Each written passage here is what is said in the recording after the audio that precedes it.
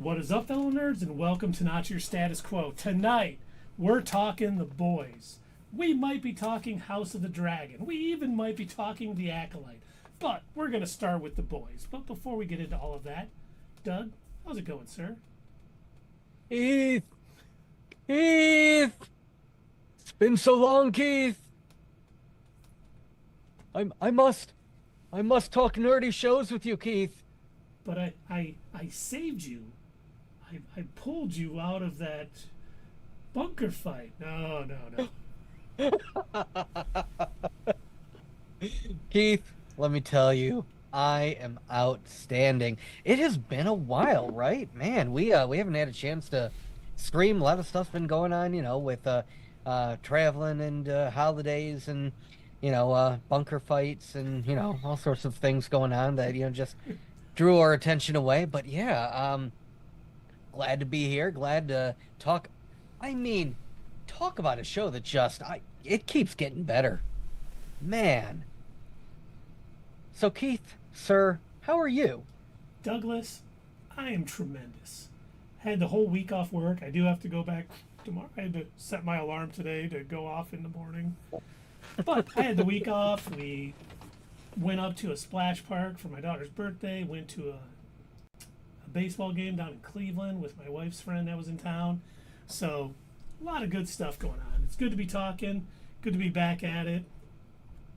And we do, like you said, I thought this season started off a little slow. I was a little worried about it.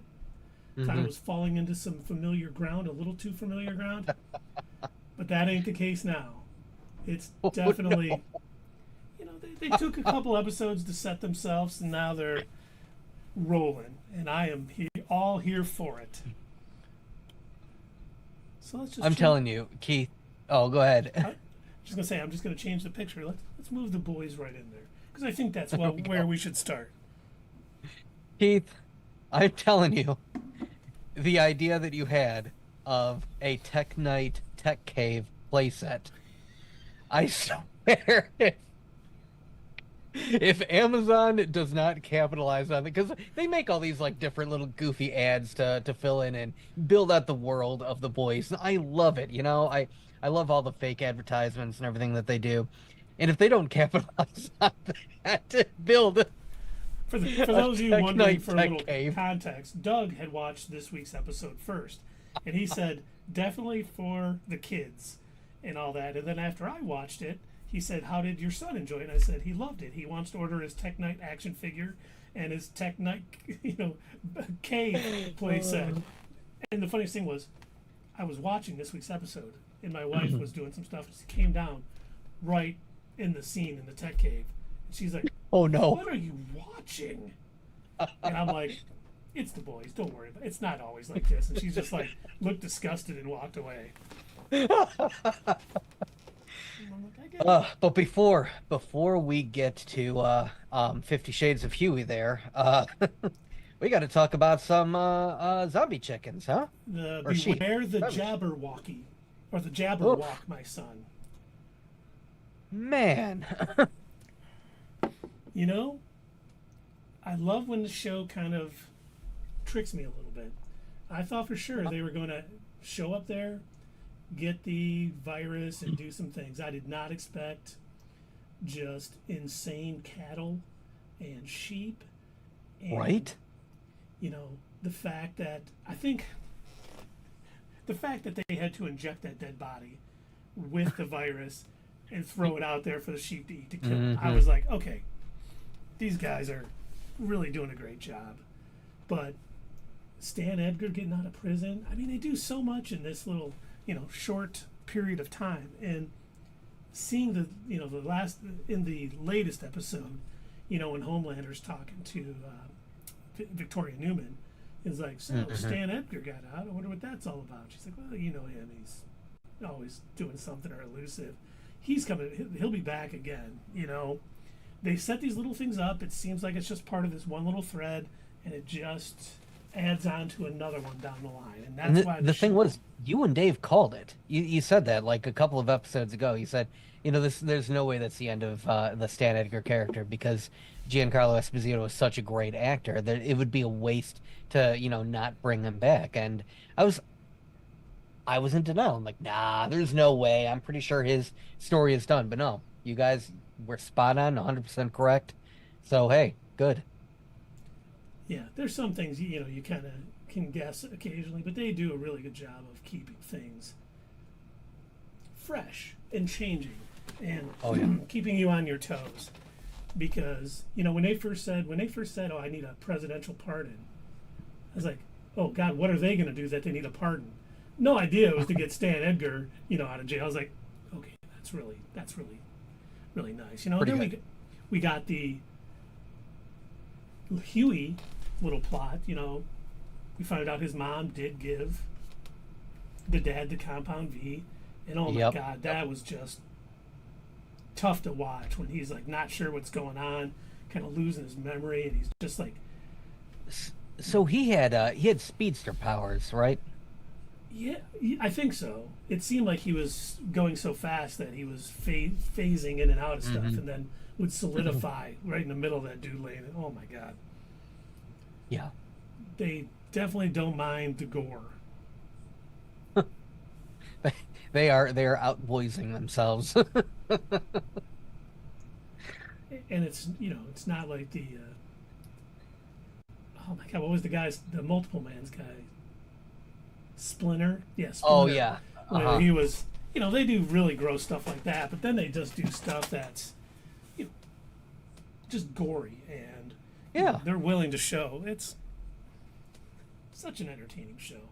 It's so gross. It really is. And in a way, if there really were people like that, wandering around with these kind of superpowers, more gory events like that probably would happen. It would probably be a lot more commonplace. I mean, we like to think that everything would be, Superman, being good and not snapping necks and saving his dad's life and everything. Um, but more than likely, it would be the Flash not in control of his powers, running past and obliterating some dude's girlfriend. Yeah. Or like, buildings collapsing and Right. hey, everyone made it out alive. Not quite. the the one the one thing I liked about this episode too was oh, what's her name? Who was she got booted? Oh my God, she was from Workaholics. She was the CEO of Vought, and then Sage kind of booted her down, but she was the one dating Cameron Coleman. Like Ashley or something. Yes, Ashley. Yeah. When Cameron Coleman's like, you're not really in charge anymore, so it's not really doing it for me or whatever. And I was like, as soon as he said that, I'm like, okay, how is she going to get even with him? Because that's not the end of this.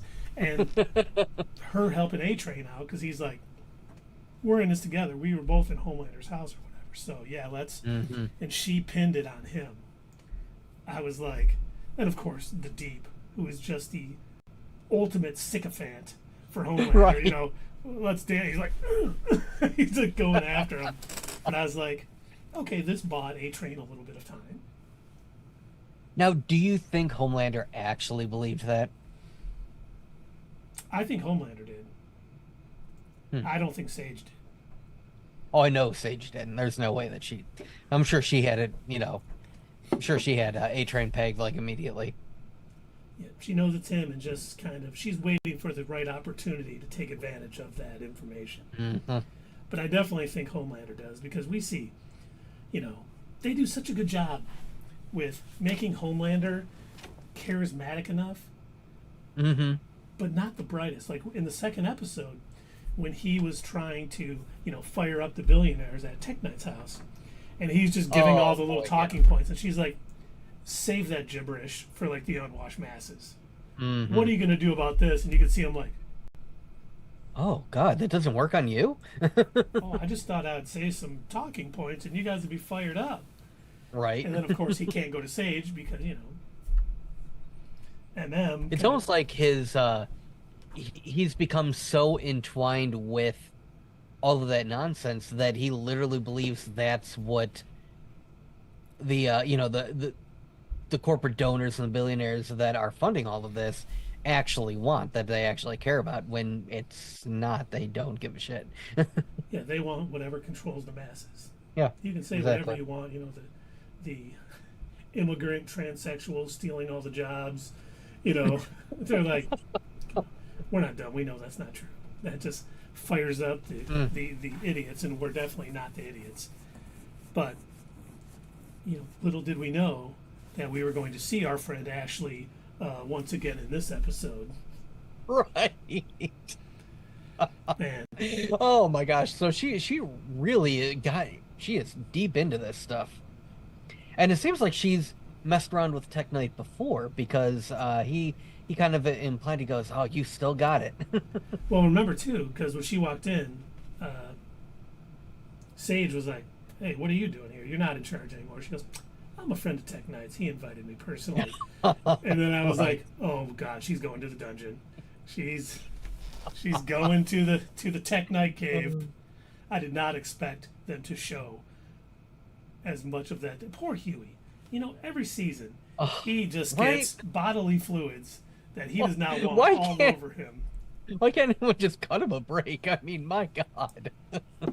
But it was even nice too. Like at the end of that episode, him kind of breaking down with, Starlighter. Like, I'm not okay. I'm really not. He's been trying to push through because of everything that's going on. But that whole ordeal just put him over. Especially when Tech Knight's like, sometimes you just need a new hole. And he was like, please, Oh, man. let me. I'm just like, please don't show that. Please do not go that extra step, boys. You guys have made your point. Please do not show this on camera. Please do not film this scene. Oh, thank God. Annie and Kamiko are finally making their way in there. Now, how'd you like the Spider-Man stand-in web weaver? I've seen him in the comics. He is definitely. I kept wondering. I thought for sure they would know that it wasn't Web Weaver, because the little hole in the costume in the back didn't have his little web hole. But Right. they didn't really. No one Yeah, noticed. I kept waiting for that. Especially when like Tech Knight was, like investigating and like looking at him intently. I'm like, oh, he's gonna realize he doesn't have the web hole. But especially with Tech Knight's obsession with holes, you'd think he would have been aware of that. So I don't know. I don't know if that was an oversight of the show, or if that was on purpose, or what. Yeah, they probably were like, he can't notice it too quick. Because I thought they would do like a little, at least try to make it look like the web hole through makeup or something along those lines. But they didn't. But it was. That's it is pretty funny that they went with that, that's the direction they went for that character, because it's one for one identical to the Spider-Man lookalike that's in Venture Brothers. It's brown instead of green, but same thing. It has a little web shooter on the back.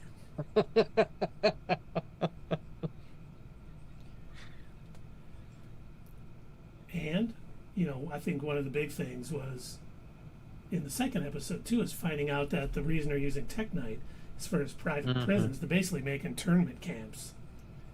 And then hearing that, his butler, oh my God, Elijah, finally turned on him. And, like murdered him, because he's like, no, I've cleaned things out of every corner of this, but that's too much. You are pampered, and I'm like, oh my God.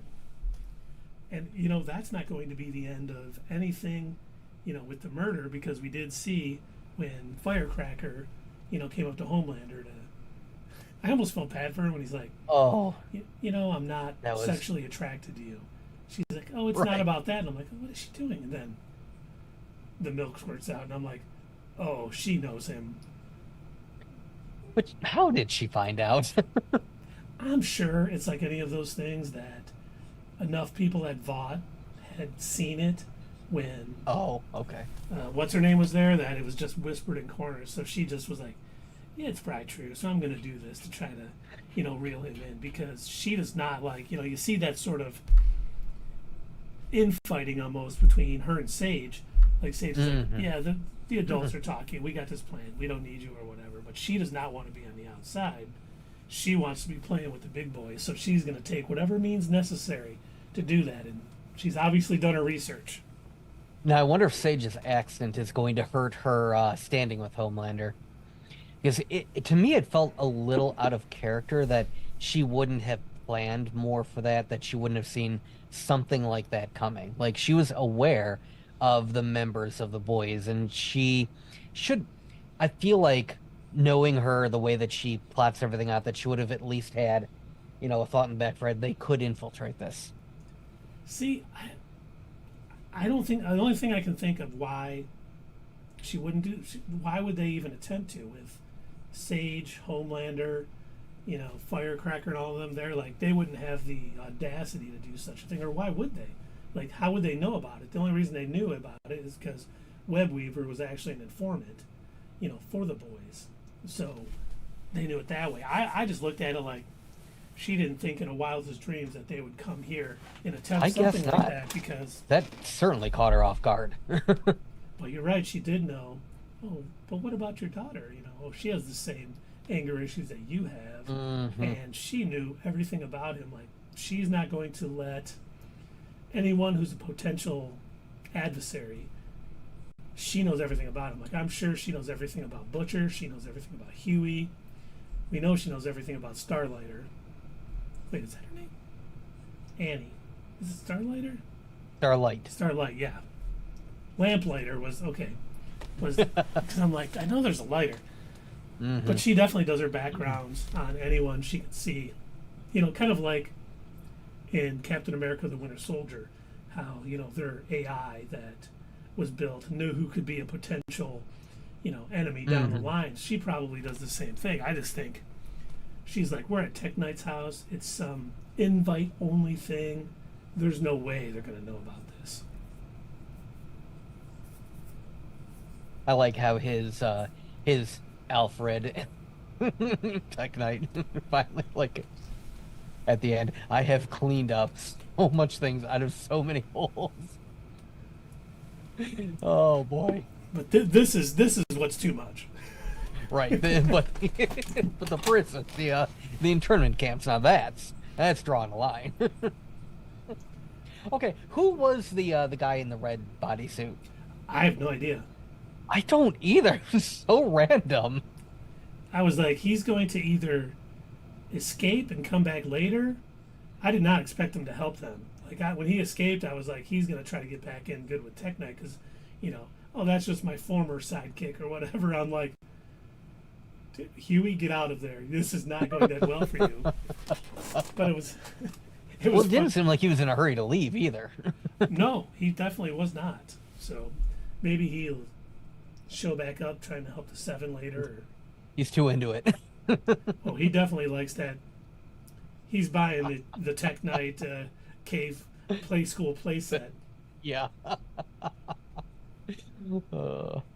And then the funny thing is, when Firecracker's talking to Homelander, and she's like, well, there's definitely another mole. We know we didn't get the mole or whatever. Which I was like, okay, well, how did they know it was a mole inside the Seven that did it, or inside Vought? Because obviously they found out about the party through another way. So it's kind of like, did I miss something? How did she do that logical jump that there's still a mole with them when that wasn't how they found out about this party? I think that's exactly what you just said. It was her own weird internal logical jump, just like, she does with any of the other stuff that she spews on VNN. Okay. I just wanted to make sure I didn't miss anything, because I was like... No. I don't think that there was any actual, like, evidence behind any of it. I think that's just the direction that her mind went. Good. This is the only way that this could have happened. There's got to be a mole. And then once Sage recovers, she's going to have to try and be like, look, no, we can't be doing this. We can't be sitting here, digging around trying to, fight amongst ourselves. That's what they want. They want us to tear each other apart. They want to Ultron us. Break up the Avengers.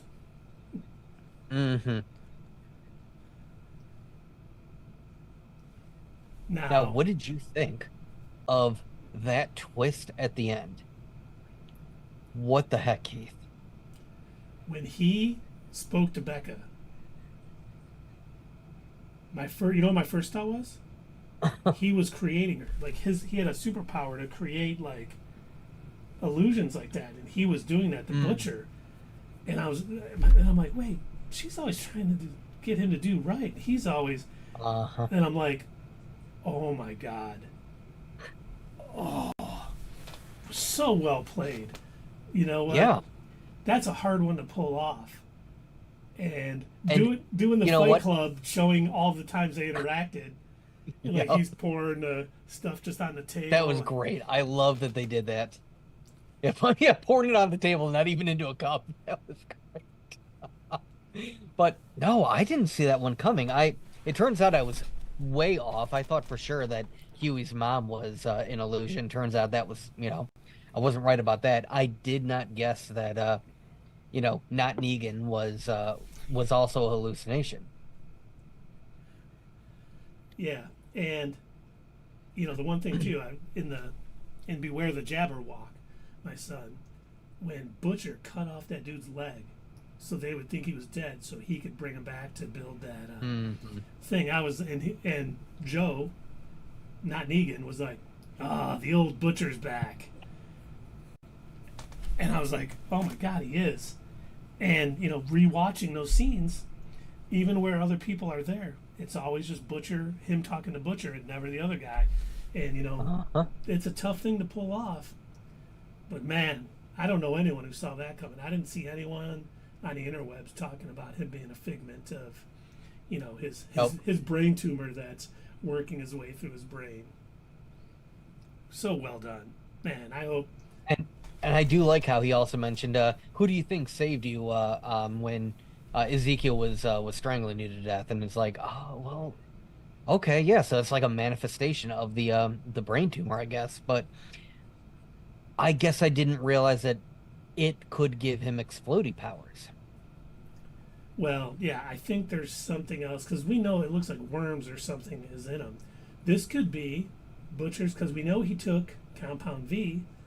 Right. After the Temp V. This might be his superpower. It's something that kind of, I almost want to say like this little symbiotic little worms or something that gives him this stuff, and he's got to be blacked out maybe to, for it to take over. Like it takes over and he doesn't remember anything. But giving him hallucinations, just freaking awesome. Crazy. I mean, it blew me away. I was just like, what you just said, where they were doing like the whole, Fight Club thing, showing all the different scenes. I think my mouth was hanging open the entire time. I was just like, no. And nobody else thought to maybe approach Butcher and be like, hey man, who are you talking to there? Well, he was never present when he was with the boys, because he was with them in that separate room when he talked to him on the park bench with the thing, and then, with Samir when they were doing it. You don't really think about it when you're seeing these scenes that there's no one else really around, because he's there. He's an old combat buddy of him. He knows Butcher. Right. He's this, new section of the CIA, which we should have been like, that's a little sus. They already have, the boys to do this. What's that? Oh. I like it when they fool me with that. And I was just like you. My jaw was on the floor when they were showing all the past scenes and him not actually being there. And the one when he's like on the bench talking, the lady walks by, like, I want to go back to that episode and see if she kind of gives him a weird look. Like whatever they're saying at that time seemed weird. Like she would give that look. But instead it's just because Butcher's talking to himself. Just talking to himself. Oh. I will say, now that we know that it turns out it was just a hallucination, and I guess essentially like the devil on his shoulder, I am glad that he didn't listen to him in regards to like Ryan and giving him the drugged cookies. That, oh man, it would have made it, I think, even worse of a situation if it turned out it wasn't actually a person telling Butcher to do this, but brainworms. Yep. And it seems like Becca's the angel on his shoulder Yeah. And Joe is the devil because he's definitely pushing to do, you got to do whatever it takes to get rid of soups. Oh, it's airborne, it'll kill every soup. That's okay. The ends justify the means pretty much. Kamiko dies and Starlight dies, but you know what?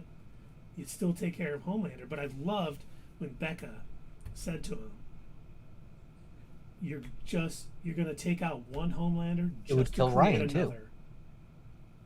And it's like, absolutely. If you don't deal with the Ryan situation and get him in a good place and not Homelander convincing him, and you kill Homelander in front of him, you're back at square one. Exactly. And you'd think he'd realize this by now after watching, again, going back to the cookie scene, the difference in treating Ryan as, as a person, as a young man with respect, talking to him, including him, not treating him like an object or manipulating him the way that Homelander does. Yeah.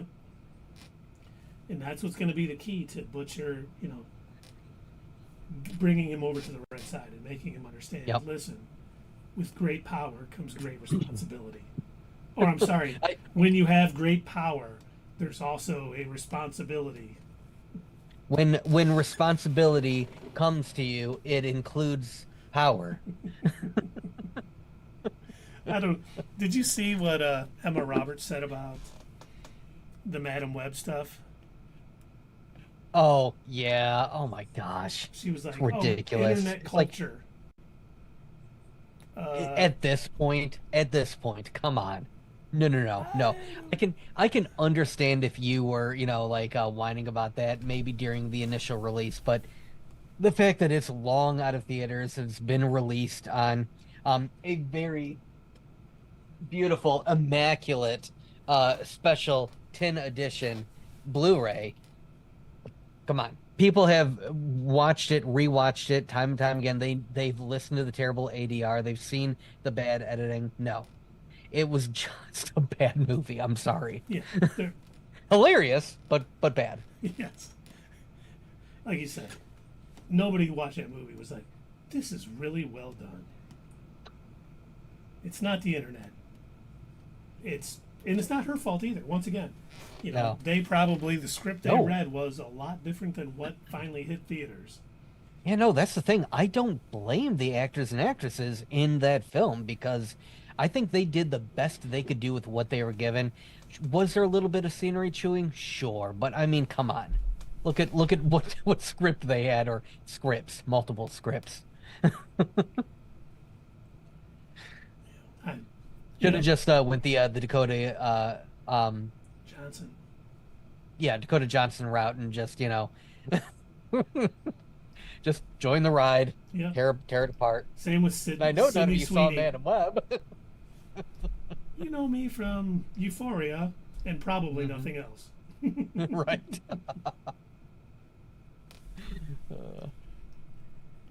But back to the boys.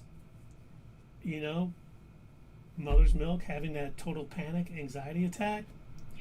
Once again, they slow rolled it. They've been talking, him like showing his arm. And I don't know if the weight loss he has is something he did for the show to kind of show the stress and things he's under. But man, just the way they slow rolled this in, they didn't just all of a sudden this episode go, oh, he's getting hives on his hands and, he's got issues and just collapsing. I mean, this was finally, like, so much pressure was on him in this one scene. It was finally what put him over the edge. And, he's going to have to, deal with that going forward. And part of that was when Annie said, maybe it's time, we bring Butcher back. Has anyone seen him lately or whatever? That's a bad sign if you think bringing Butcher back is the right answer. Is the solution. Mm-hmm. But it may be he comes back and it's not him alone listening to the angel and the devil on his shoulder. Maybe they'll help bring him to a better place where he is helping Ryan and he's doing the right thing with Ryan instead of... Until he blacks out again. But now, is he... Because he only seems to black out when he's in danger, so far that we know of. Mm-hmm. So it may be something along the lines where if he's in danger, he blacks out, it takes over. Or it's just slowly gaining more power over him, and he's going to, be losing control to it more and more times. It'll be interesting to see how they, handle that aspect of it. Because I thought for sure at one point I thought he was going to go like full Venom. Like he was just going to have like wearing like the thing on the outside. I mean, he'd be like a giant worm or something. Brain worms crawling out of his ears and everything. But now, do you think? Because I can't imagine. It seemed to me like at the end of this episode, when the doctor was like, "Listen, the reason we couldn't do the virus to kill Homelander because it would mutate, it would turn it airborne, it would kill every soup. We can't do it." Do you think he's going to push him to continue doing that, or are they going to start looking for another avenue to get rid of Homelander? Well, it seems like the doctor basically just said, "Look, you're going to have to kill me because I'm not going to do this." So I don't think there's any pushing the doctor to do it. I just don't see that happening. I think Butcher's going to have to go down another avenue, but I just don't know what that means for this doctor. Does that mean they're going to release him? I feel like that'd be bad news for the boys, or what's going to happen? Yeah, honestly, if he's... What's up, buddy? He can't release him because then Victoria Newman's going to know their plans, and Butcher's smarter than that. He knows he has to cover his tracks, so it's not going to be something... he already cut off his leg. Now, I do have a question about that. Why was Victoria having folks work on that? It seemed like in Gen V that she confiscated it because she didn't want it to get out to the public. She didn't want it to be used, but it seemed like her plan was actually having it worked on and expanded or something. Well, I think it might have been two parts. It might have been one, to make sure she had a cure for it if anything got out. But I think she wanted to use it as a potential weapon against her enemies, too. Like, if she could use this to take out Homelander, I think you're right, because the doctor did say, we tried. And he said, and we can't make it strong enough to kill Homelander. Yeah, mutate. And, he may... Yeah. Maybe he's going to try to pacify Butcher just by, okay, I'll work on it or something. Maybe we can find something. Because, we pull an Iron Man. Yeah. We still have 2 episodes left in this season, and it always seems like, like with Soldier Boy at the end of the season, okay, he's not going to be the one to take out Homelander for us. So I don't know if this sort of storyline has any more legs for the rest of the season, or if they're going to try to start figuring out something else. It seems like there's a little more to it, like maybe, I use it to threaten Homelander that it'll kill, Ryan or something, but I can't see Butcher doing that either. But he's not fully in control at this point either. But it never even occurred to him, when they were like, it'll take out every soup. He was still like, yeah, I'm all for it, even though he's basically a soup at this point because he's taking Compound V because it interacts with the Compound V in his blood. So it would kill him, and that didn't. He was fine with that. He was more worried about Kimiko, Ryan, and Starlight. So at least he hasn't fully went over to, complete badness. He hasn't gone over to the Joe side. That's right. That's right. Yeah, he does have a little bit of, he's got just enough buck in him telling him, look, this isn't the right thing to do, You've got to think about your friends. You got to think about Ryan. You've got to save him. You cannot create another Homelander. Yeah.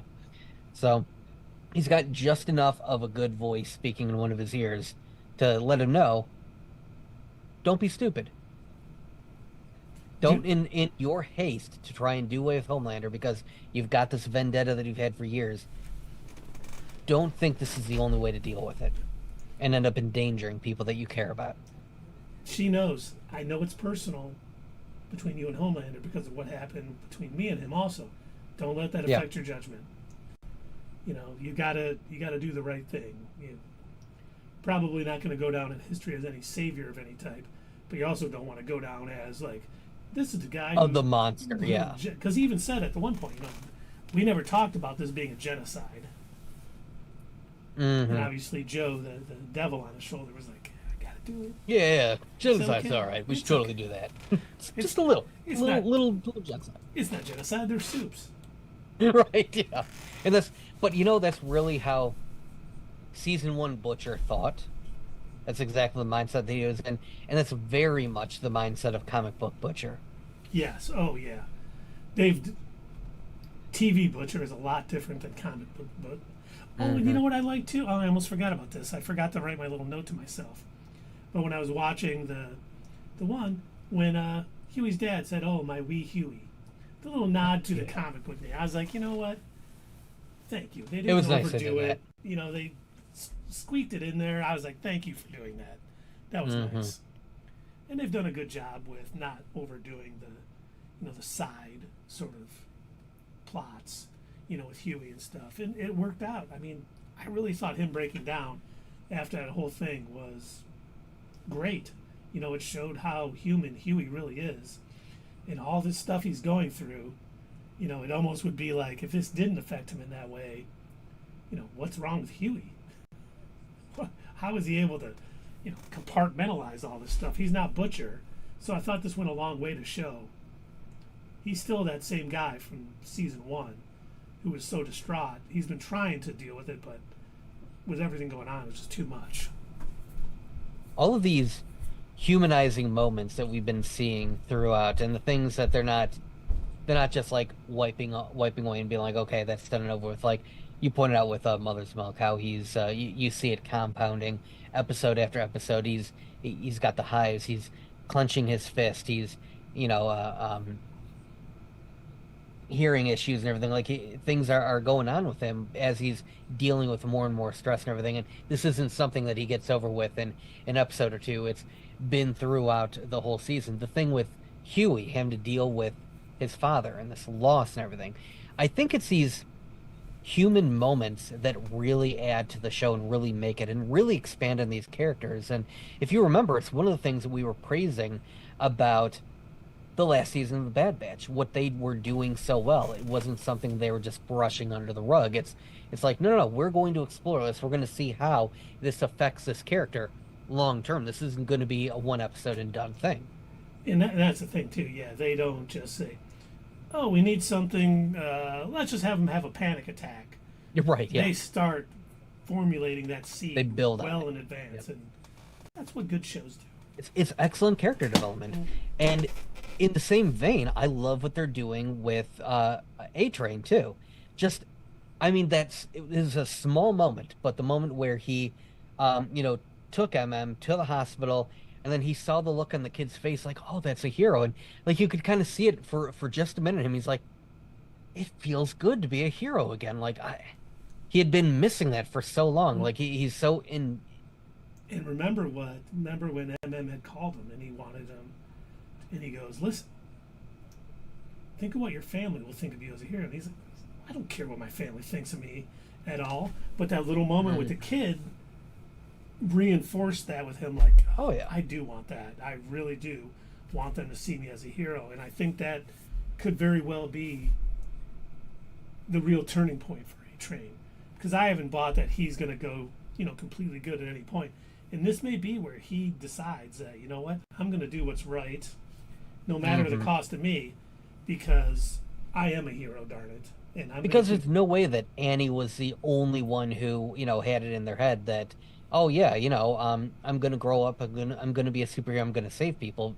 Like, there's no way she was the only one that was that naive. I feel like that had to have been all of them, at least at some point. Growing up with a kid, discovering that they have powers, seeing these other superheroes. Even though it's all manufactured, they don't know that. They're watching on TV like everybody else and thinking, that could be me one day. I can save people's lives. And I feel like just that moment might have unlocked something in A-Train. Like, that's right. I wanted to be a hero at one point. This is actually me saving somebody, and not Vought setting something up for the television cameras. Yeah, he's learning there's a difference between, these like staged events. It's like all the time when you see celebrities and it's like, oh, so-and-so was here, with 50 cameras filming his every move. When you hear about someone who does, things like that without the camera there and just, dedicates their life, it's different than seeing some influencer like, hey, I'm at the Make-A-Wish Foundation today. Let's make it about me. I'm doing good. And he sees what it's like to be a true hero at that point, and it feels good to him. I almost wonder. I've got a bit of a what's next for that. I wonder if it's going to be like a high for him or a rush. He's going to be sneaking out to like actually do real heroics and saving people, and Homelander's going to be like, "Hey, where were you? Oh, no, where I was filming a movie or doing an ad or something. Oh, yeah.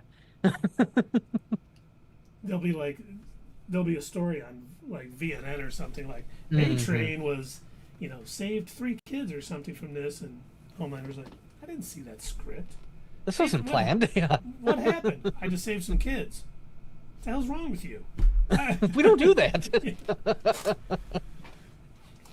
Were there any cameras around? Well, no. I guess some people saw it. It was reported on. Then why'd you do it? It's just like the season one with Annie when she was saving the woman from being robbed, and Ashley was yelling at her like, "Why would you do that? Were there any cameras to catch you doing it?" Well, no. Well, then it's pointless. You didn't help us at all. I Right? stopped a robbery. Oh, And now, I want to see too how maybe a little what's next, how Homelander is going to respond to. He was not comfortable put in that situation when they were asking him real questions. And is this going hmm. to? It could take two paths because he was not happy that Victoria Newman stood up and was like, "Listen, this is what we're going to do. We need to do the 25th Amendment. I need your guys' support.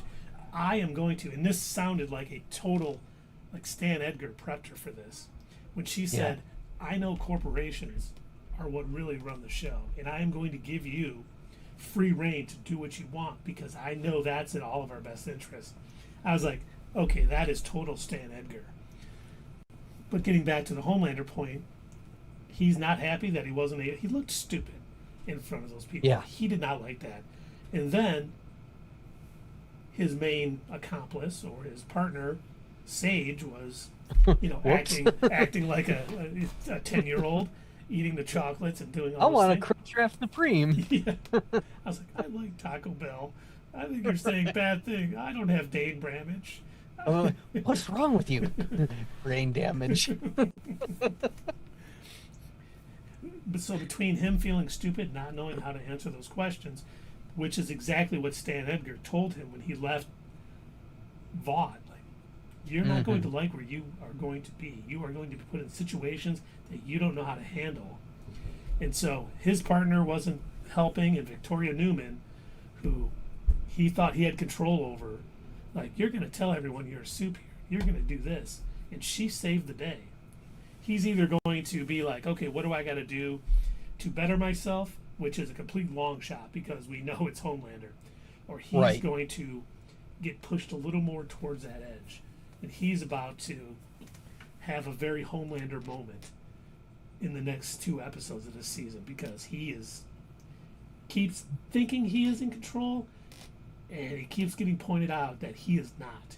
He's not smart It enough. is it is crazy how deep down the rabbit hole he went because season one and two Homelander was different. He did seem cognizant. He was aware of what made things work and what needed to be done in order to make, a company profitable. Like Vought, for instance, like he was going behind uh what's her name's back, for instance, like with that senator when he lasered down the plane. She didn't tell him to do that. He did that because he figured, look, if word gets out that, you know, um we're using Compound V, if people find out about this, then it can ruin this whole operation. And then the whole plan that they had going on, him and A Train and the others, by giving those creating the supervillain terrorists by giving them Compound V and everything in order to get Soups into the military. Again, not something that Vought was doing. This was a plan that Homelander and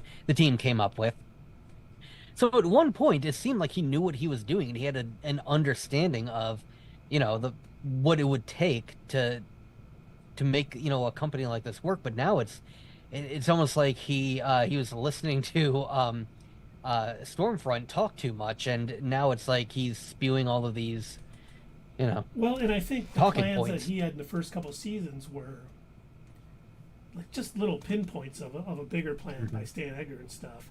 While he was running VOD, he knew certain things that he would push, maybe Homelander a little bit. And now that he doesn't have anybody there really helping him, he doesn't see the big picture like Sage probably does, which he knows he needs her. He's like, we're going to do this, and this is going to cause this. But he doesn't think of all the ramifications that could happen down the line. That is very true. No, he really doesn't. It'll be interesting to see when he actually completely flies off the handle here soon, because like you've mentioned, It's coming. It's definitely coming. Like you've mentioned on several occasions, Sister Sage was, you couldn't handle me, being up there, and he's like, no, I definitely can, setting him up, and he's gonna lose it with her, probably very soon. Oh yeah. He's gonna blame her for letting Victoria Newman come in and save the day. How could you do that? What do you mean you got shot in the head? Again, his ego can't handle that. Now, the only thing I wonder is if A-Train starts working with the boys a little more, kind of being more heroic, is that what's going to push Sister Sage over to let everybody know that he was actually the mole? And how is she going to frame it so that Homelander doesn't figure out? For some reason, I had this in my head after watching that episode. I'm like, he's going to start helping more and more. And it's going to become obvious to her, listen, I got to let the others know. But she's got to let them know in a way that, so they don't figure out that she knew all along. I don't know that she will, because I don't think her plan necessarily aligns completely with what Homelander wants to do. I think she's got her own thing that she wants to do, and it just so happens she can use Homelander and the others to accomplish it. And if she needs to save her own skin, yeah, she might, but if the ends don't justify the means, if there's nothing that's going to come out of turning A-Train in, making him a scapegoat for anything, then I don't think she would. No, I only think that with the stuff going on, to keep her because she allowed status, herself to get shot, or no, not because she allowed herself to get shot. It's becoming so obvious that he is the mole that to save face and be the smartest, person in the room, she has to. Yeah, I need to let them know now, because it's going to look bad on me if they figure it out on their own, and I'm not the one who tells them. But the other thing about, it's been pretty well documented, or at least we think that Sister Sage, her definitely endgame plan is not aligned with what Homelander wants. She's kind of using him at this point to kind of get there. But when I started talking about the internment camps and stuff, I'm like, okay, what is she? Because she even talked about when being a little girl and not being people paying attention and all this stuff. I couldn't figure out if she's trying to do it to show how bad VOD is, and like once this all starts happening, she's going to be the whistleblower to come in and say, this is what's going on, and this is not democracy, and this is all this, to make herself look, like a hero. Or if, like, she's, almost like Homelander and thinks, humans are below us. We're better than them, and we need to do this. I'm like, the actress has done a great job playing her, because you can't really get a read on her, and the writers. She hasn't tipped her hand. Yeah. She's smart enough not to, tip her hand at any point. But I'm like, God, it's one of those things that I wish the Acolyte did better, where I wonder what's going to happen with this. I'm like, I hope they write it well. But with the boys, I'm like, oh my God, I really want to know what her end game is, and I want to know what she's vying. I wasn't going to say anything when I was talking about the twist at the end of the most recent episode of The Boys, but I was thinking about it like in comparison to the twist with the Acolyte. with the whole Acolyte thing too. Okay, I'll tell you exactly what happened. Tune in next week when Soul finally reveals. And I'm like, instead of thinking like, oh, I can't wait to hear it, I'm more like, just write something that makes sense. don't do something so completely ridiculous that, I've got to get on the internet and start complaining about you guys, because I don't want to do that. But they want us to. Especially airing at the same time as the boys is not helping in any way. If they could pull off a twist like, Joe being a figment of Butcher's imagination on that show, I mean, I would applaud from here to now. I just don't think they're capable of doing it at this point.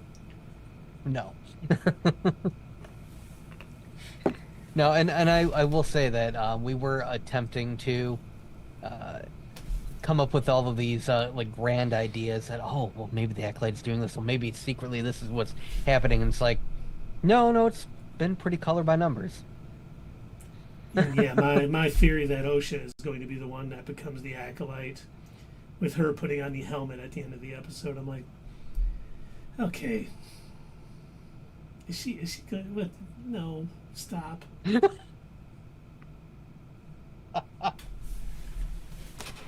Prove us wrong, Acolyte, please. Right, please. Like, we've got what, 2 episodes of that left? Yep. Boy. Can they turn it around? I don't know if they can turn it around, but if they end well and have something that's interesting, yeah, I think they can definitely redeem it. Okay.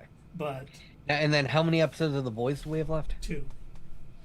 2 episodes left of The Boys. Wow. And I am sure I am preaching to the choir on this, but I'm definitely looking more forward to the last 2 episodes of The Boys than The Acolyte, because a little bit.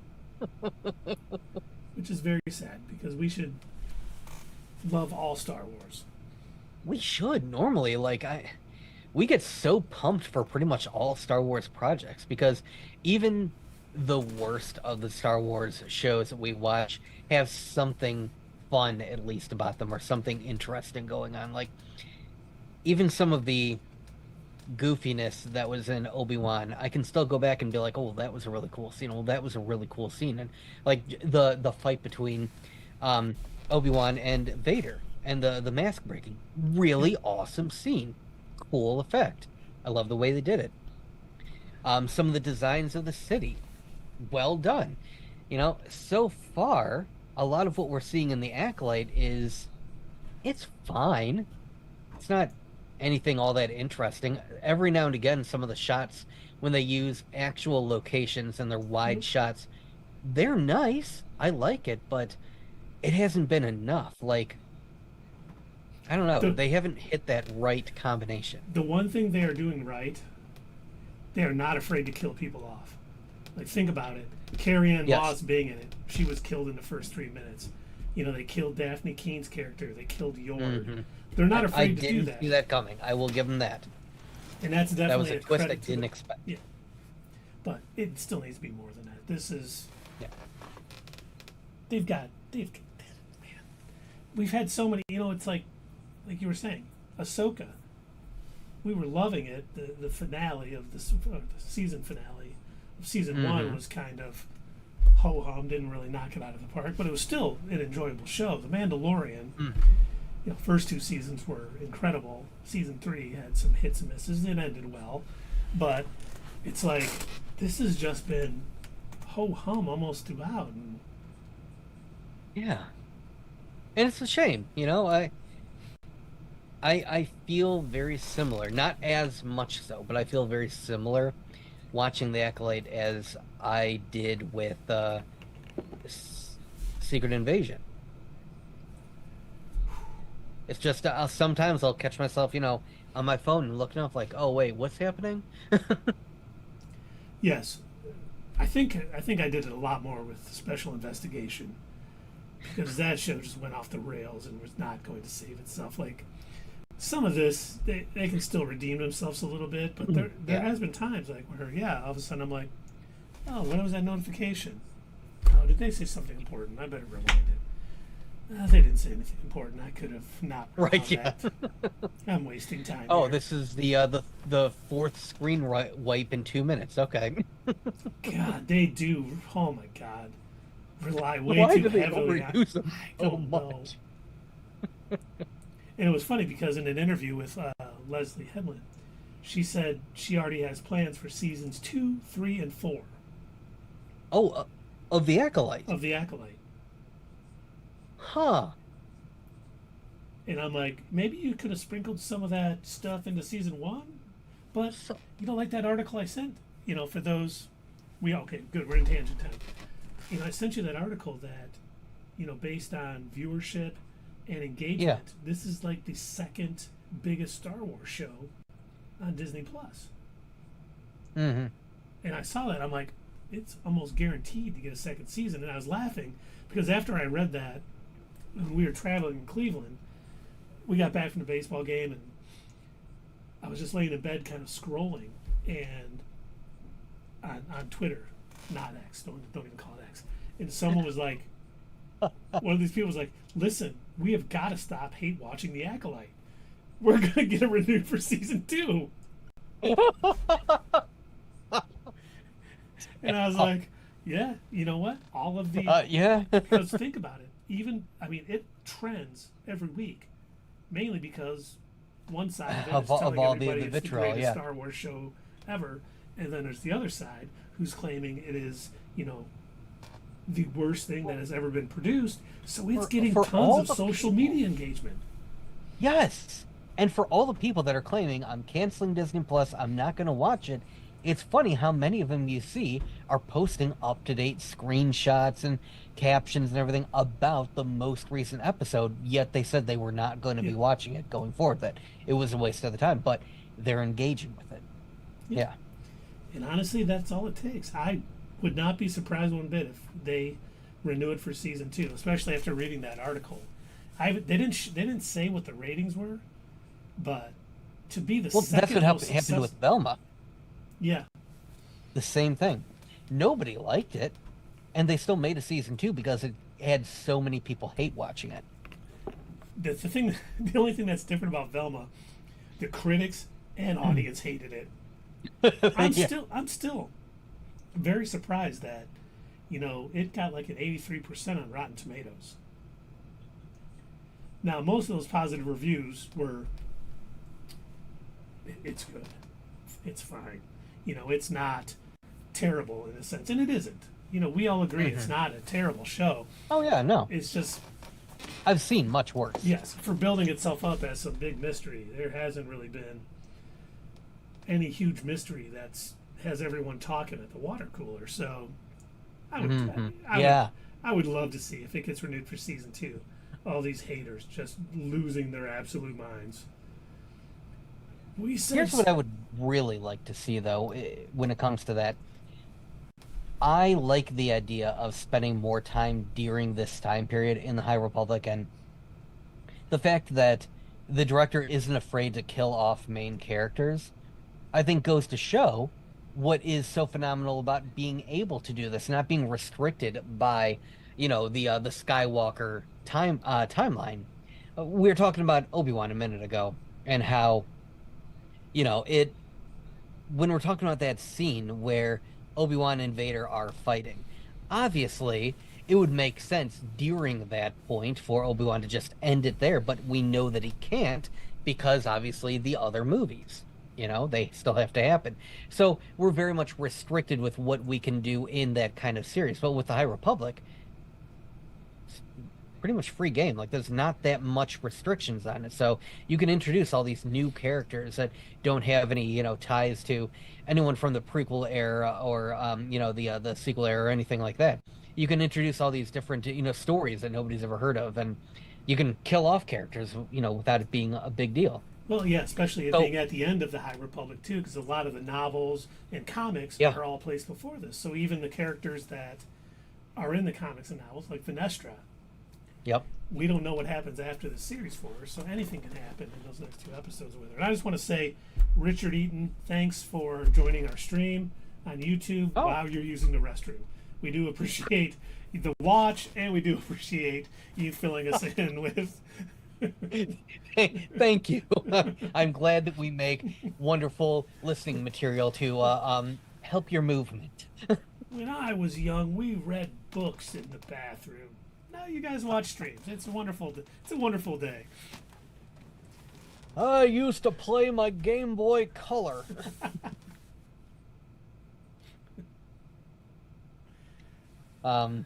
Yeah, but no, I think that I'm fine either way if they do decide to make another season of The Acolyte, but I think I'd be more excited about something outside of just the Acolyte series, but taking place within the High Republic era. So if they give us if they kind of do something similar to what Filoni's doing with the Mandoverse, where we've got the Mandalorian, Book of Boba Fett, Ahsoka, everything all kind of happening and taking place during that same time frame, but looking at different aspects of the galaxy. I think they should do the same thing with the High Republic area. And there's been talk that we're going to get a High Republic animated series. That'd be great. That would be fantastic. I agree. That'd be great. I would love it. There was something. Oh, did you see what? Oh my God, the guy who plays Boba Fett, Tamir Morrison. Oh, Tamir Morrison. Yeah, he I wants saw He wants an episode of The Mandalorian. A little late, buddy. A little late. So they're not making another season of The Mandalorian, are they? No, we're getting The Mandalorian. I don't think so. And It's just going to be a movie. Yeah.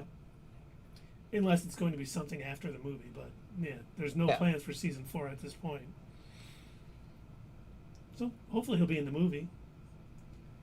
Oh yeah, that'd be nice. Maybe we'll get those, scooter riders and spinny shots, and they'll be a part. Help take down Thrawn. It was funny the other day. Oh man, I can't remember. It was a Bing poll. They were asking and it was like, what's more important about understanding a culture or something? It was art or something else, and I was like, I'm going Thrawn on this one. It's definitely the art. Right. Yippee-ki-yay.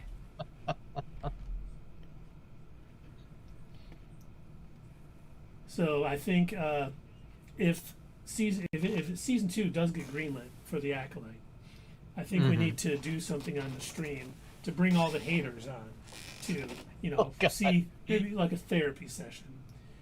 Oh, I thought you were going to say have a big party. How does it feel that your hate watching is the thing you hate so much? You hate watching it, got it a second season. Are you going to hate watch the next season? Yeah. Yes. I get so many views when I complain about this show. But is it healthy? But how are you doing? Are you okay? No. I just didn't want Jackie to die. And that's just going to push Osha over. Mm-hmm. My Jackie.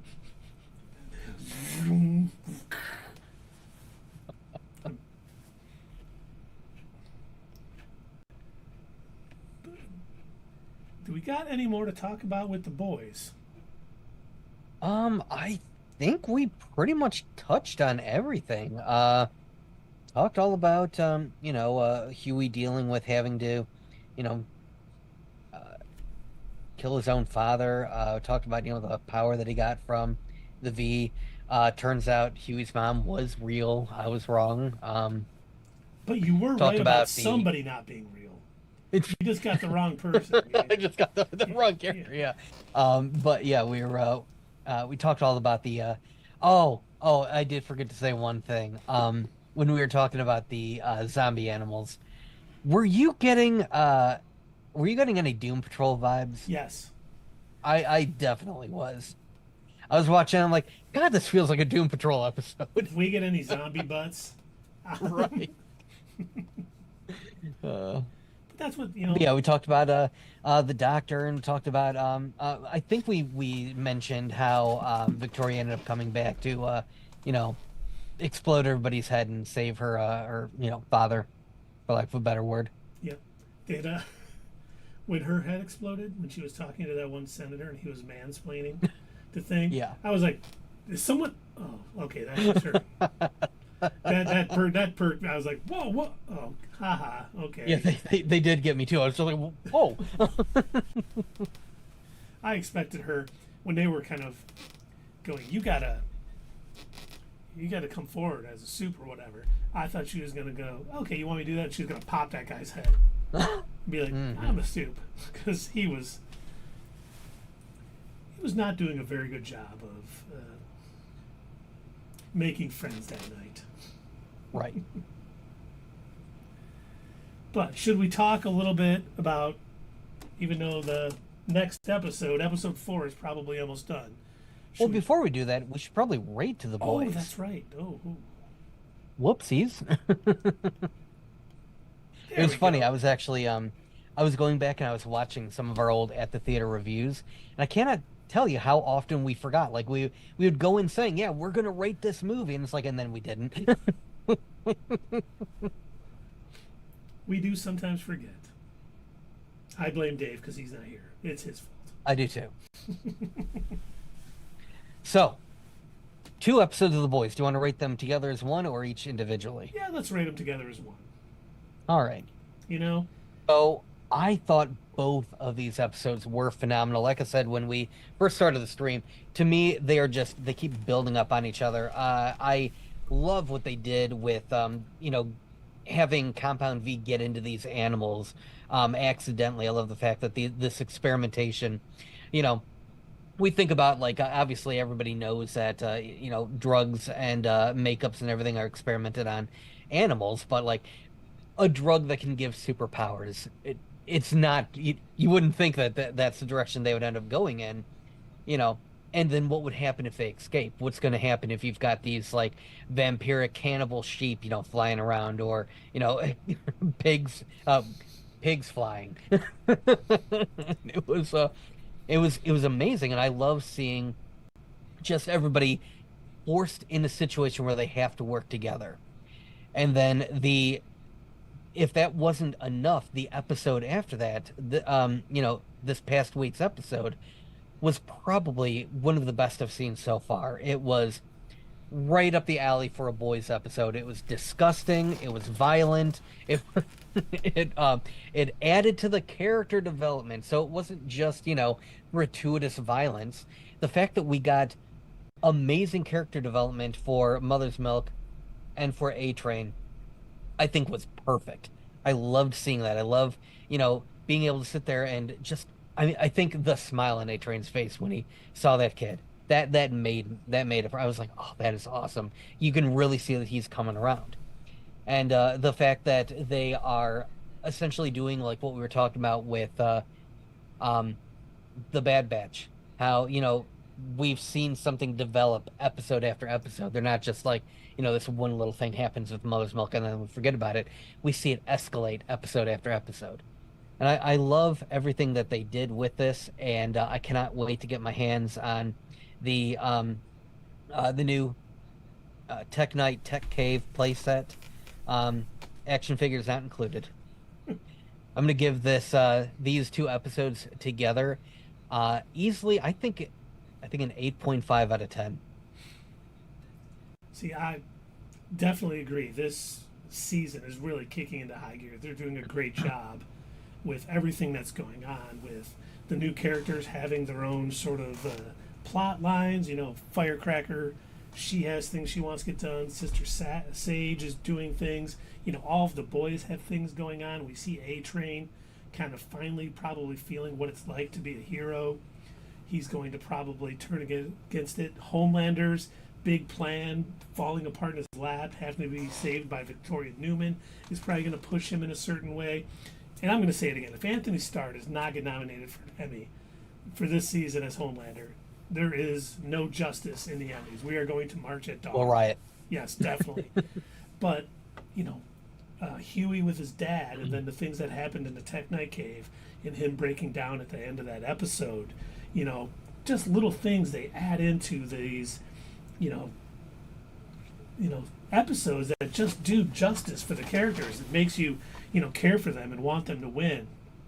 And the fact that they were able to pull off that big twist with Joe at the end of that episode, that he was just a figment in Butcher's imagination, that's not easy to do, and they absolutely pulled it off. Which is, they're obviously, when they're writing these shows, they're planning it out well in advance, and they're having multiple people think and look at it. So little things that everyone, well, outside of Huey's web hole when he was in, but everything else, they really, if we're going to handle this and if we're going to have this happen in episode 6, we should probably litter in some things before that. And they just build up to things. They slow burn some stuff. And it's so good. And these 2 episodes have been just extremely enjoyable. I mean, it was like watching the first couple seasons of The Boys again. Because I did think the end of last season ending wasn't great. They kind of dropped the ball there. And the first couple episodes of this, I kind of, even though in retrospect, they were just building up to get us where we need to be. But it just seemed a little off. But man, they're really hitting their full stride with 2 episodes left. I'm expecting 2 hours of quality television. But I'm going to give, Beware the Jabberwock, my son, with the Doom Patrol kind of references and all that, and then Dirty Business. I'm going to give it an 8.725. Really did a great job. It seems to be our litmus test. I don't think I looked at my phone once when I was watching it. The only time I paused it was when my wife came in during the Tech Night Tech Cave scenes. Like, what are you watching? Like, what it's porn. Earth is yeah, it's just porn. Oh, okay, you're fine.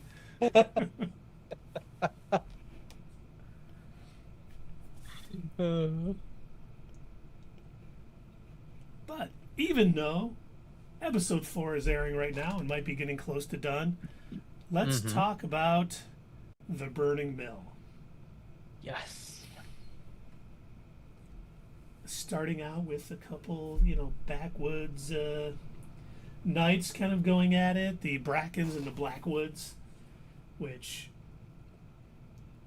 I thought was a nice little way to start the episode, because I know some people, I'm looking at you, Tundra Walker, who have been less than pleased with how slow this season has opened up. But seeing it starting to ignite here, they did a good job with, they've always been fighting. This is just another excuse for them to fight. But it is starting to build up. It started there, and it's going to, start building up. And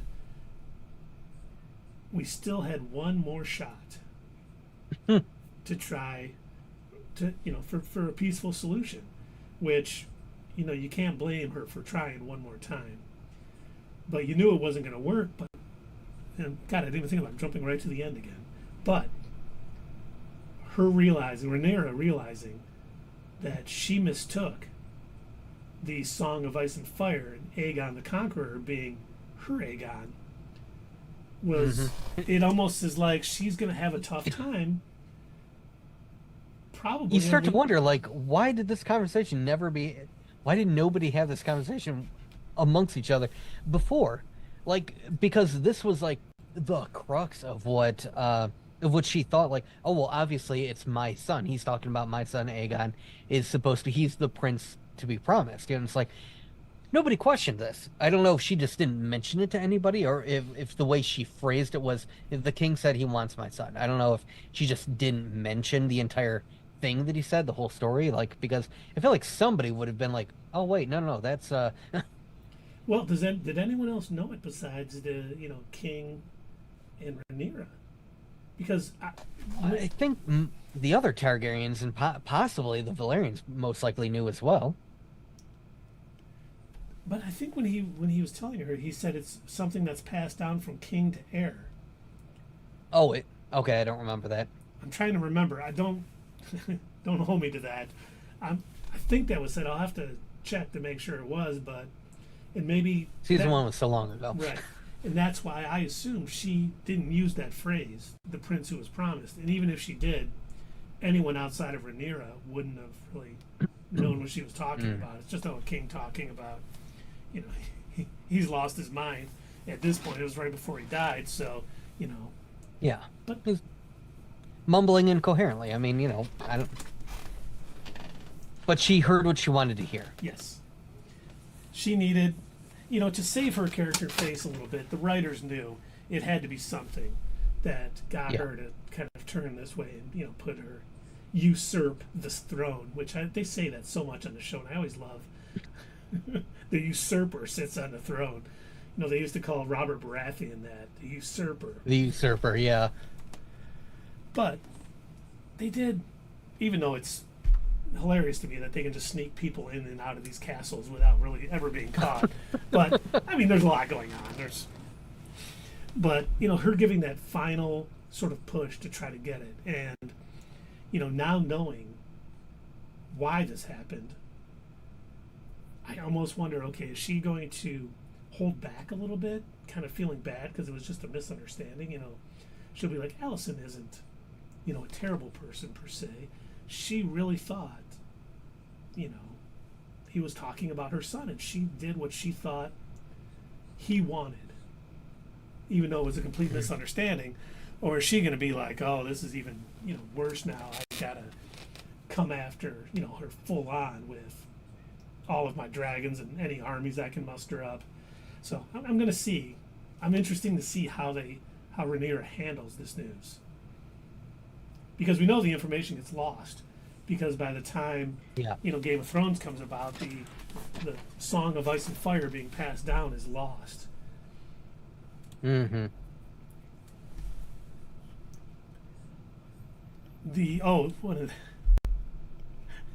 Did you enjoy the little cameo by Millie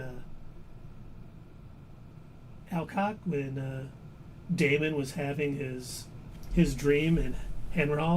Oh yeah. I was like, oh, okay, so they did bring her back. All right, that was nice. Yeah, good seeing that actress come back again to reprise her role as a young version of Rhaenyra. Yeah, that was nice. It's good to see her again. And it was interesting to see that lady to show up when he kind of finally awoke, and he was kind of by that tree or whatever, saying, "This is where you're going to die," or whatever. Mm-hmm. I was like, okay, I'm going to guess that Daemon is, because obviously Kristen Cole is marching sort of towards Henry Hall, and he is already there, so something's going to happen. But I can't imagine, unless he gets caught without his dragon, that he's going to, fall there. I'm really glad I didn't read the books, because I can sit there and watch these shows now and be like, I don't know exactly what's coming up, but it does sound... Same. I don't know who that person was. I don't know if it's explained in the book, or if it'll be explained in another episode here coming up, that because all of the ghosts of Henry Hall have been talked about before. We also don't know what's been changed from the book to the show as well. True.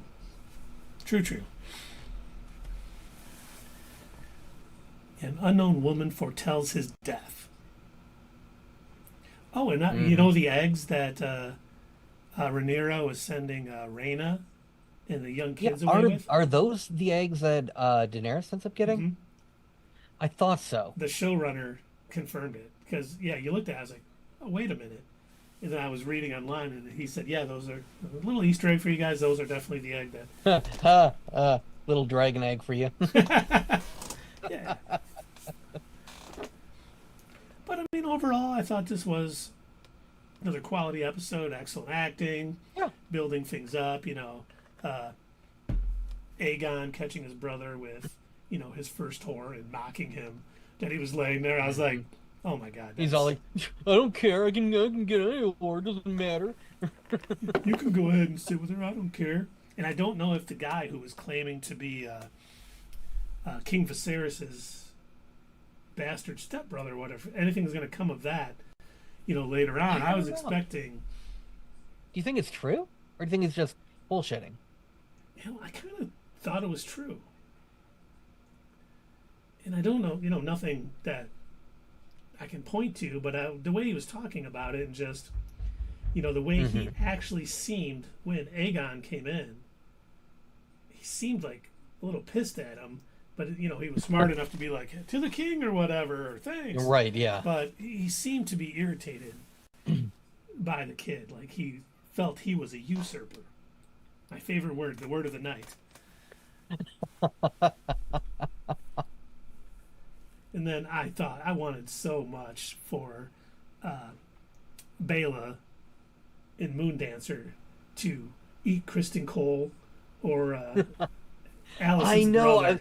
As she was getting closer and closer to the woods, I was like, "Oh, it's gonna happen. Oh, it's about to go down." And then I was like, "Oh, so close." I kept thinking too, just Dracarys, some of those trees that'll right? keep them moving. But she did promise not to get engaged, but she could have just eaten a horse and a It would have cow. been so easy to do so, but I understand that if she were to use her dragon, then obviously King's Landing would unleash their dragons, and But it did give them good information. Hey, obviously yeah. this group of knights are coming here, and probably an army won't. They're scouting for an army moving through there, so they're gonna have to do their own thing. So it's definitely leading to war. I'm expecting a lot more action to be in this next episode, which Now, they've earned.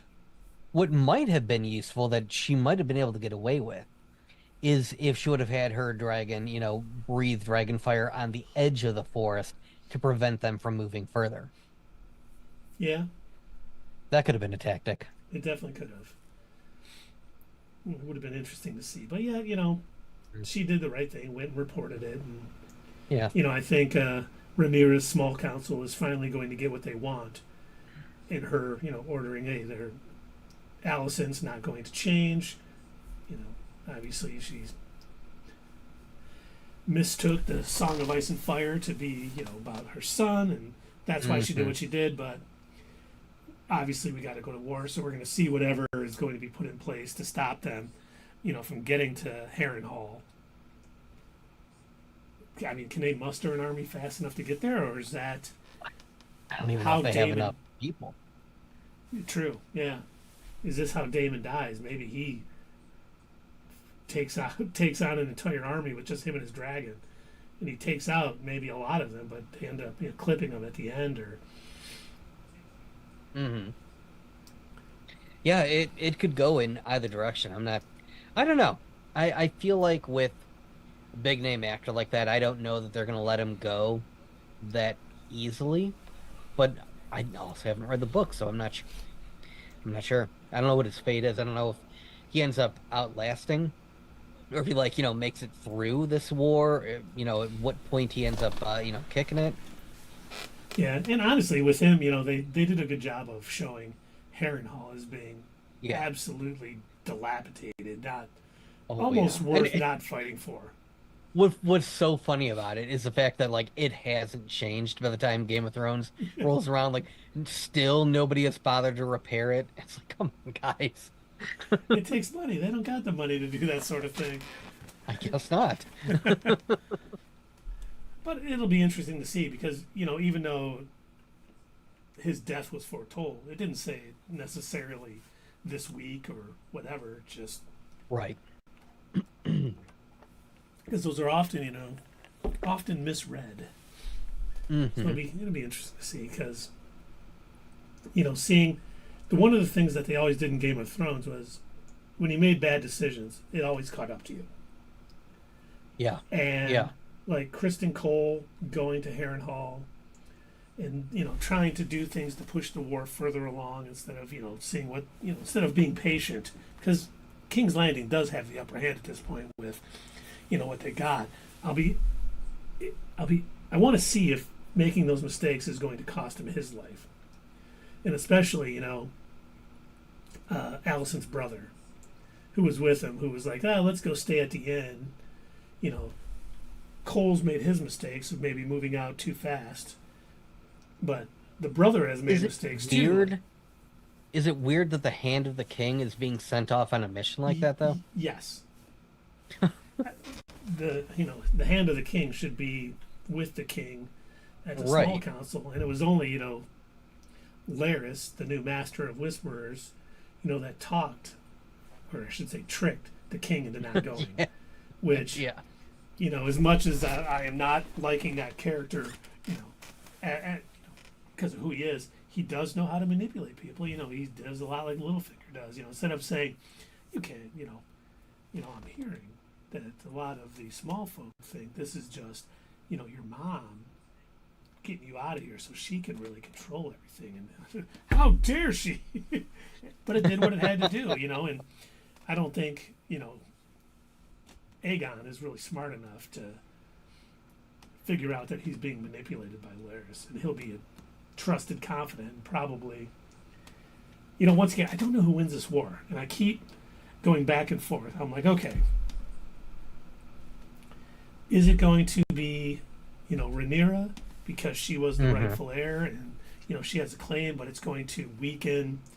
The fighting is going to kill off most of the dragons, and then the Targaryens won't have that sort of power, and that's what kind of leads to the mad Targaryen getting killed by Jaime and all that stuff, or will the weakened bloodline basically with them be what kind of leads to the mad and that's the other thing that I don't know. Like, I'm not super familiar with the family tree either, so I'm not sure like who leads to who. Yeah, and I'm purposely not checking it online because I know the information's out there, but I don't want to know. I like it to. Right, because I don't want it. I'm interested enough that I don't want it spoiled for me. Yes. But if for whatever reason someone at Lucasfilms or Disney was like, "Hey, we've got this outline that's going to tell you what's going to happen at the end of season 1 of The Acolyte, and here's the outline for season 2," I'd be like, "Yeah, sure, let's see what they got planned." Yeah. Okay. I would do the same thing. I would read it. Let's wrap this up. But this, I want to be surprised. I don't want to be spoiled, and I'm enjoying it. I am glad. I'm with you on there. I'm glad I haven't read the books, so I'm glad that this is all new to me, and that I get to enjoy it for the first time. I'm also I'm not doing a watch party with this like I was with some Game of Thrones episodes. There's a couple of times where I'd hang out with friends and we'd all watch a season opening of Game of Thrones, and they'd be like, because like they knew it was coming, and I'd be like, what the fuck? You leave me alone. See, and it's funny because I had read all the Game of Thrones books that were out when the show came out, so I knew a lot that was coming, and I still enjoyed it.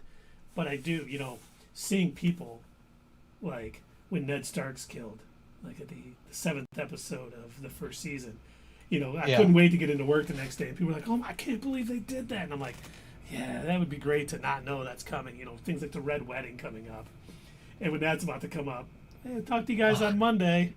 What do you know? Right. Nothing. Just I'll talk to you and watch it. And they were like, can't wait for the wedding. Okay, weird thing to mention. and really, the only thing about this that's really different than Game of Thrones, this is really just about these two families. They don't have as many of the, major houses playing in. We're not getting, we see a Lannister here and there, and we see a Stark, when they were up at the wall. But they're not really playing into the overall plot. It is basically... Well, they're not as important right now. Correct. And the story isn't as convoluted and complex as, the Game of Thrones was. This is definitely more of a it's one book. It's like it's a linear story. It's got these things. It's not offshooting everywhere and doing these things. But that isn't a negative for the show because they're doing a really good job with how they're telling it. It's just you can see the differences between this and that. And this doesn't need to be that. Game of Thrones was this big expansive story that was doing a ton of things, and this is just one little tale of how Targaryens fought Targaryens. And you see this in in our own history, where you've got these different royal families fighting with each other to try and determine who has the right to rule or something. Like, I think there was I want to say during the 11 or 1200s there was like a couple of wars of succession between different princes, and there was like one person who like served as king for like a week or something before he was killed. And definitely that, especially when a king dies and figuring out who is and there's even that plot line with Daemon thinking he has a right to the throne. If he doesn't get killed here in this season, is that going to come up? Because he made it pretty clear with Rhaenyra that he doesn't really support her. So it'll be interesting to see. He's always been looking out for himself. Yep. He is Daemon number one. Yes. So always, whenever we're, listening to the politics going on between these different warring factions, it really just reminds me of Monty Python and every single time. Well, who elected you? no one. That's not how this works. I don't vote for no king. Trying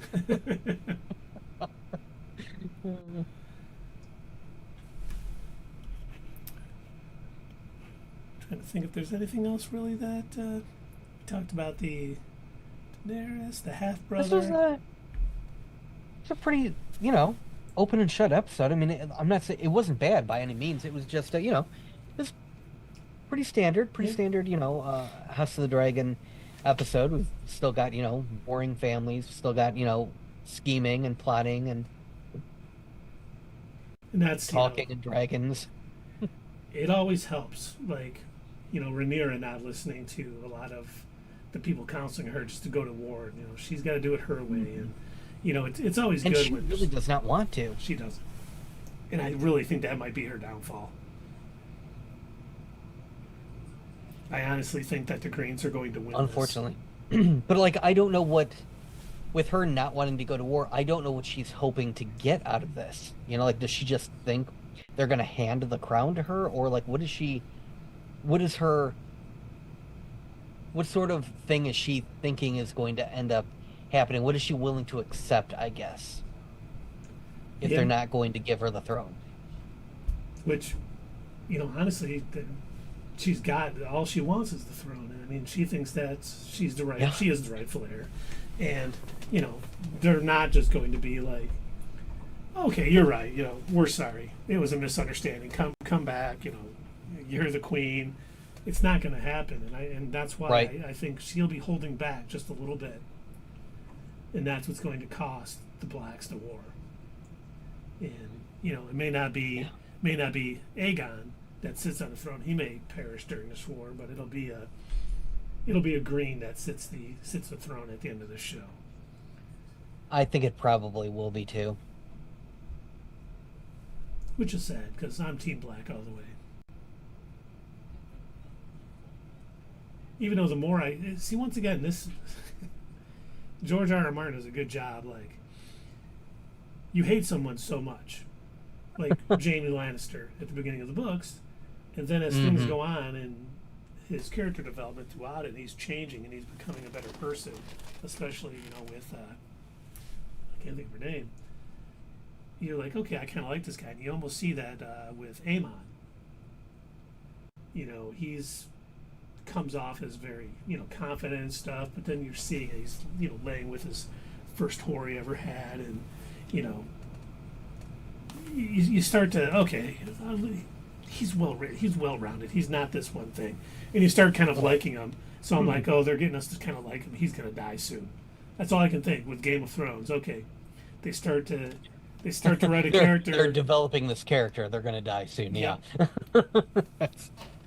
That's probably true. Because a lot of the main characters are probably not going to last however many. I've heard they think it could go 3 or 4 seasons. And, some of them are not going to make it, and I don't think Aemon is going to be one of them. I don't think Aegon's going to make it either. Because I think they're going to need I see him, ending up like Joffrey sooner rather than later. Yeah, we'll get whoever the heir from since his heir was. Yeah. I mean, he's going to do it to himself too. That's his biggest enemy is himself, because he doesn't think anything through. He reacts. Yeah. If Otto was still his hand, he would probably be in a better situation, but he doesn't want to listen to reason. He wants to go to war.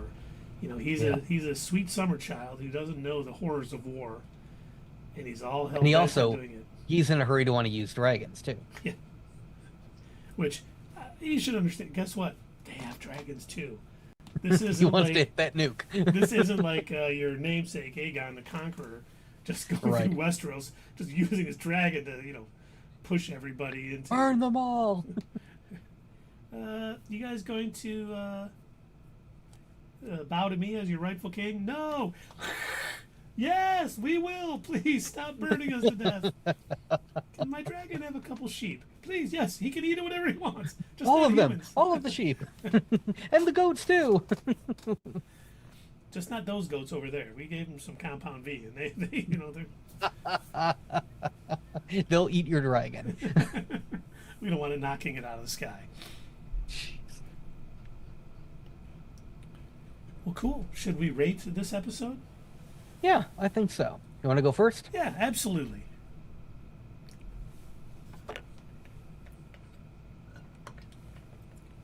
You know, I thought this episode did exactly what it needed to do, which is kind of build up, take last chance for any sort of peaceful sort of thing, which we all knew wasn't going to work. It wouldn't have been a show. But man, all of the little things coming into play, they got, Moon Dancer and Bela kind of spotting Kristen Cole so that information gets back. And they're just putting little things here and there that are really showing how this is going to flesh out and play. We got the, I don't know what to call her besides the unknown woman who, foretold Damon's death. That whole scene with Harrenhal, with it being, water dripping down everywhere and him saying that, okay, this isn't the stronghold I thought it was. This might not be our best bet to put all of our eggs in for this war. Was really well played. I'm taking Harrenhal. Yeah. I guess you are. Here, here. I'm not eating these peas. These could be poisoned. Okay, well, whatever. But they really did a good job. The characters are always, all of the actors in this show just do a really good job. I'm enjoying it. I can't wait to see how it plays out. But I'm going to give this 7.2. I thought it was good. I thought it was borderline great, but didn't quite, push over that hump. I'm in pretty much the same boat as you. It was it had a lot of little good elements here and there, like what you said. Them chasing down Kristen Cole in the forest. It was a really it was one of those scenes where I was like, oh, okay, what's going to happen here? And while it didn't go exactly the way that I thought it would, it does make sense the direction that they took it. I think I was most surprised by the ending of the episode with Rhaenyra actually being able to sneak into King's Landing dressed as a nun and, being able to go and confront. And I love just the sort of look of bewilderment, like, wait, are you talking about the Song of Ice and Fire? Like that's an old folktale. Like is that what he was trying to tell you? Like, I thought that was a really good scene. I thought the art direction in Harrenhal, what you were talking about, how dilapidated it looks, how destroyed it looks, and again, it just reminds me of how it still doesn't get any better in Game of Thrones. It still looks 200 years later, it's still garbage. It's still garbage. They still haven't bothered to repair anything, but yeah. All in all, I was happy with this episode. It was good, and I'm looking forward to the one that just recently ended. So, can't wait to watch it and kind of see where things ended up from there. So yeah, I think I'm gonna give it a 7.